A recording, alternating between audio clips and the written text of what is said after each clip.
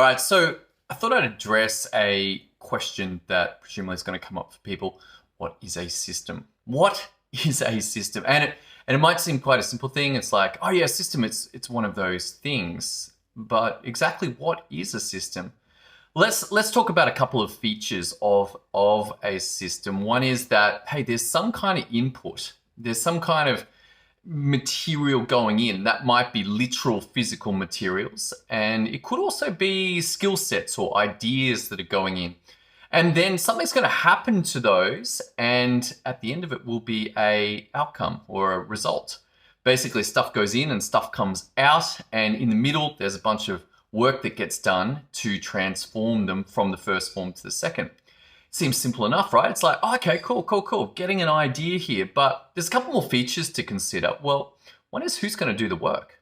Who's actually going to do it? And the cool thing about modern society, 21st century world, guess what? You've also got a buddy. So traditionally we would just have human beings and they would have to do the work. Perhaps we would have animals and be able to get them to pull things or whatever their roles are, we could get animals to do things. But now, of course, we have computers, and computers are pretty cool. We can actually get them to do things when certain things happen. You can look at something like Zapier or If Then, I think it's called If Then That, something like that. I didn't use that one. I like Zapier, super cool. It's cool. It's like programming without knowing how to program. Lets me do things and I don't need to code. It's super cool. So, all right, so far we've got input, we've got processes, we've got an output, and we have people, like or automations. So these things all come together.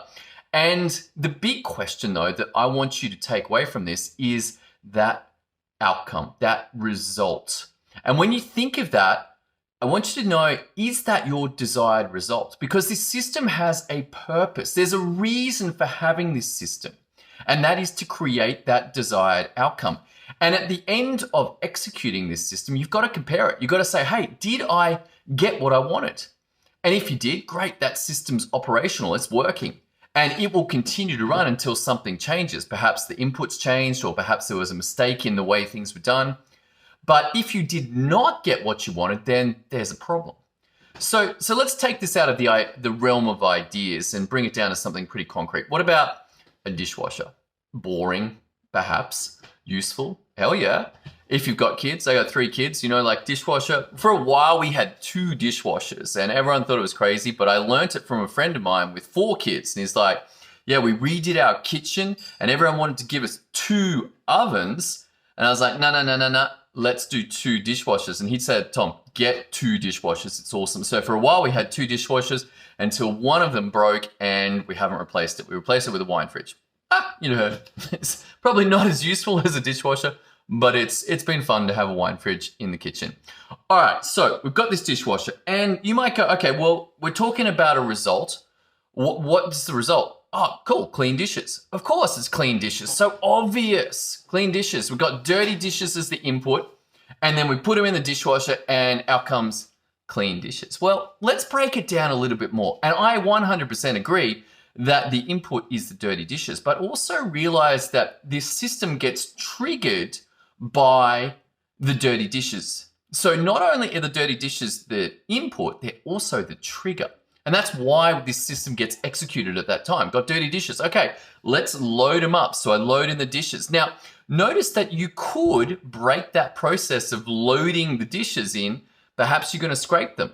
Perhaps you're going to rinse them.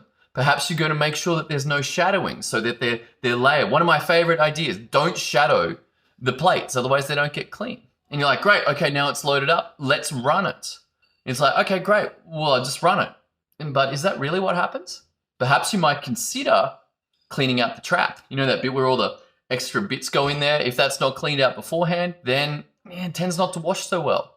Perhaps you also might just spin the arms. I don't know if you've had this experience. I certainly have myself, where there was a fork that went through the little cage thing and then jammed the arm, and so none of the bottom layer got done. I'm like, So ideally, spin the arms. Do I do it all the time? No, not every time. Sometimes, usually after I've lost the load to having them dirty, I'm like, far out, it happened again. Should check that every time. And then finally, putting the little tablet thing in and turning it on. Great. It runs, it does its thing, to come back in 90 minutes, open it up, clean dishes. Great. I got what I wanted. Or did I?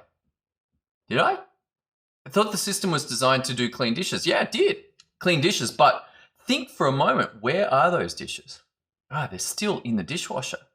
So the desired result is not actually clean dishes. The desired result, presumably, for anything like me, clean dishes back in the kitchen cupboards.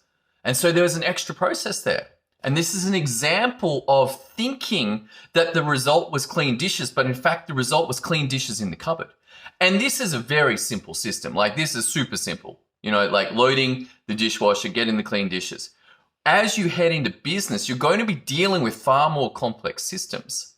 And your capacity to have a working model of knowing how to think about systems, how to build systems, how to troubleshoot systems is going to determine the results that you get in business. The cool thing is, once you get this mindset, it becomes easier and easier to build systems, to run systems, to make them work in your business, to deploy them to others, and actually even benefit from the work of others who've actually done these systems before.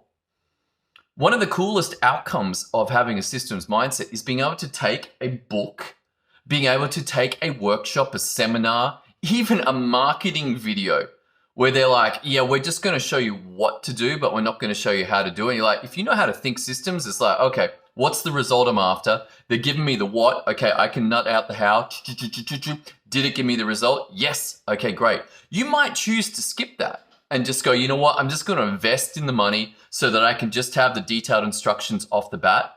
But know that when you get this mindset, it transforms the way that you think in the world. Suddenly, if you want a result, you know how to systematically approach that to get it. And if you don't get it, then you're like, okay, well, what went on to get the result that I didn't want? What needs to change? Going back through those processes and changing them.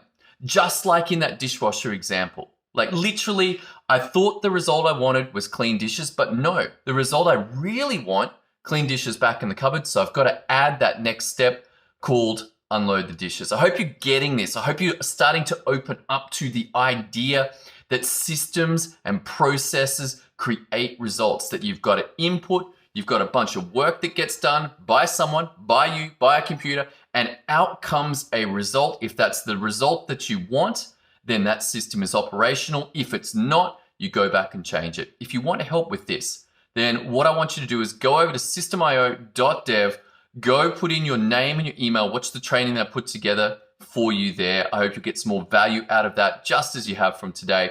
Thanks so much for tuning in. Look forward to seeing you on tomorrow's episode as we continue this journey into the power of systems to create results. See you then.